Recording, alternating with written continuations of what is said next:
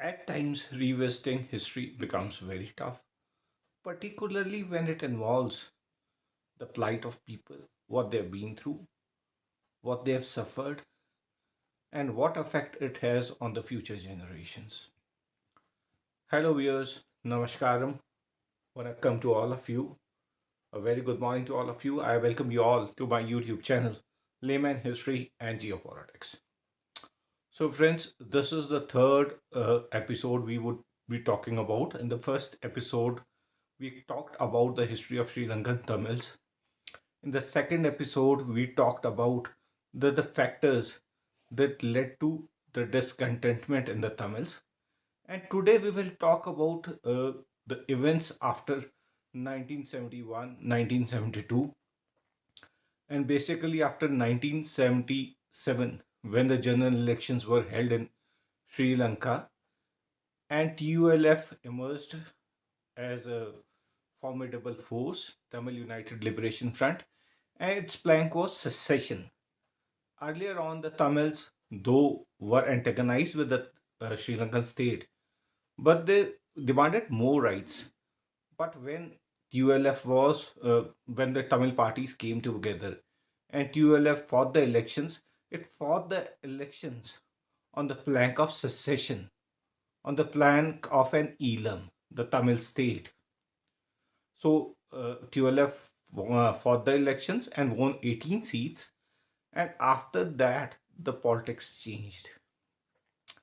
In 1977 itself, riots took place in Sri Lanka in which 300 Tamils were killed.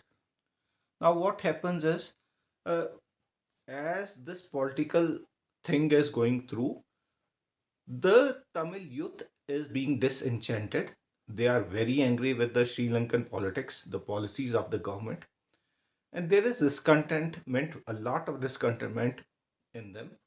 They feel they, due to the policy of standardization, they lost government jobs. As I've earlier told you, that the Tamil quota was reduced to less than 10%. And in universities also, the Tamils were required to score more marks than their Sinhalese counterparts to gain admissions to the science stream courses. So it led to a lot of discontentment in the mind of the Tamils. So what happens is these boys started forming militant organizations. In 1975, Alfred Durayappa, the mayor of Jaffna, was killed by three people. And in these three people, one person was very important. His name was Velupillai Prabhakaran. In 1978, these militant organizations, these people killed Inspector Sebastian Pillai and his entire team. And thus you see the start of militancy, militant nationalism in Tamils in Sri Lanka. And in 1981, what happened was that organized Sinhalese mobs burned down the Jaffna Public Library. Now, this Jaffna Public Library at that time was one of the biggest libraries in Asia, entire Asia. It had something around 97,000 books and manuscripts. The entire library was burnt. And after that, what happens is the Tamil sentiments are again on a high because it is on their epicenter, Jaffna, which was basically the cultural and the uh, historical capital for the Tamil Sri Lankans. Now, what happens is the climate point that came around was in 1983. You see, a certain Tamil leader, LTT leader basically, was killed by the army. And what happens on 23rd of July is 23rd of July 1983 that the LTTT lays ambush to an army convoy, kills 13 army people, and an aftermath of that, on 24th of July, Sri Lankan army uh, moves to Trinovelli, kills 60 people. And what happens in the national media is that this ambush of army men is reported in the national media. But what army men did to the civilians, killing of 60 civilians, it does not get reported. And as regards the funeral of these army men, earlier on it was planned that it would be conducted, a mass cremation would be conducted in Colombo. People demand that it should be a private ceremony. Every family gets to take their people for burial, and it turns violent. It is known as the Black July in Tamil history. From 23rd of July to 30th of July, the Tamils were hunted down in all parts of Sri Lanka. Their businesses were tossed down, entire places were burned, and basically it was hurting the economic strength of the Tamils. And you see, as per estimates, some 5,000 Tamils lost their lives, 2,000 plus got injured, and scores of people, some people say that around 250,000 Tamils were displaced. And this was the time when the militant organizations received a spurt in Sri Lanka. Earlier on, though they were in the line, but they were conducting small operations here and there. But after this episode of Black July, thousands of Tamils joined these militant organizations, and the militancy received a fillip. Now, what happened during this time was that in Sri Lanka, the situation became very volatile. India was pressed by the agitations, the conditions in Tamil Nadu. The people were bursting with anger. They wanted some action, and they were seeing an action on the part of the central government. Plus, there was a huge refugee influx. Tamil people were coming from Sri Lanka into India. It was creating lots of problems for the Indian government. And what Indian government did was that it decided to intervene. So in this intervention, what they do is, just a moment, on 4th of July 1987, India airdrops around 25 tons of relief supplies to besieged Tamil population in Jaffna, which was a direct challenge to the Sri Lankan authorities that now this thing is high time that you stop this thing or otherwise we will intervene. And as a result, Rajiv Gandhi, the Indian PM, and Jayawardene, the Sri Lankan president, signed an accord. It was India Sri Lanka Peace Accord.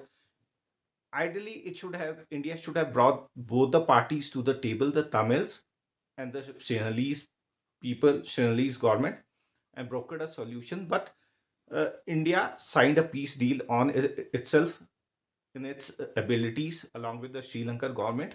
And the terms were that Tamil was to be recognized as a national language, official language of Sri Lanka. On the basis of referendum, the northern and the eastern provinces were to be joined. There was going to be a lot of provincial autonomy as compared to earlier on. The army would go down to their barracks in the north, and the LTTE and other militant organizations had to give up arms. Now, the thing was, the person who was proposed as chief minister for the northeastern provinces, he was from an opposite group of the LTTE, which was not acceptable to LTTE. And as a result, LTTE did not accept this accord, and a particular LTTE leader, Thilampan, went on a hunger strike. And as he went on a hunger strike for his demands, the Indian government did not accept his demands, and he died. After that, what happened was that on 4th of October, 12 the LTT cadres committed suicide. And why did they commit suicide? They committed suicide because they were being taken for interrogation by the Sri Lankan army. And as per the terms of the code, the Indian army could intervene and take them out of the custody of the Sri Lankan army, but the Indian army did not do anything. And as a result, those 12 people gave up their lives, committed suicide. Uh, it is said that the generals on the ground, the commanders on the ground wanted to intervene, but the political intervention from Delhi did not come through. They said we should not intervene in this, and as a result, 12 people gave their lives. And LTTE, after that, again picked up arms, and it was a huge mess in entire Sri Lanka. Bombings took place, suicide bombings, ambushes, fights, gunfights was all over Sri Lanka. And Indian boots, which were sent to ground, IPKF, Indian Peacekeeping Force, which was went to Sri Lanka in 1987. It had to withdraw in 1990, and in 1991, as we see, Indian Prime Minister, former Prime Minister Rajiv Gandhi was assassinated by LTTE, and in 1993, Sri Lankan President Premadasa was also assassinated by LTTE, and it was all done on the behest of one person. Some people call him a freedom fighter, some people call him an anarchist. It is on to you whatever you feel about him. But he had a vision for his Tamil fellows, for the Tamil Elam. His name was Velu Pillai Prabhakaran. In 1976, he broke away from his earlier faction and established LTTE, Liberation Tigers of Tamil Elam. And this Tamil Elam war Liberation Tigers of Tamil Elam, LTTE, was a force in itself. It had an airborne division, it had a suicide division, it had an army, it had a navy, and the art of we see the suicide bombings all over the world this right now. Where does this idea come from that a person straps a vest to his body and blows himself up, meets the target and blows himself up? The suicide bombers. This was all started by LTTE.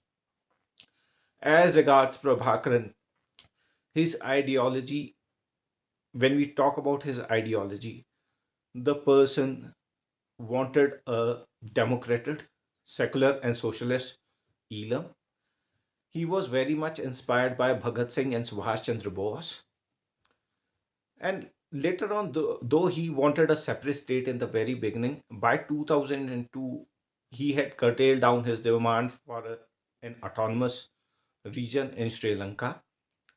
And a fight took place, a massive fight took place starting from 2006 till 2009, in which LTT was completely wiped off.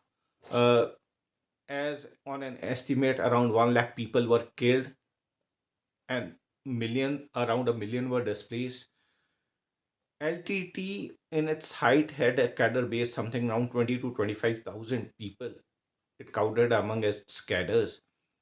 And when the war ended and Sri Lankan army regained control of entire Sri Lanka, flushing out LTT from the northern and the eastern areas, they say that they had killed something around 22,000 cadres. And due to this, what happened in the annals of history that cannot be forgotten? A state took control through its oppressive policies, through its army, did not listen to the voices which demanded their just rights. And it is a blot on humanity if we think about that the people demanding for their rights are being wiped off in such a manner. It doesn't augur well for the humanity. With this, I would like to close my presentation.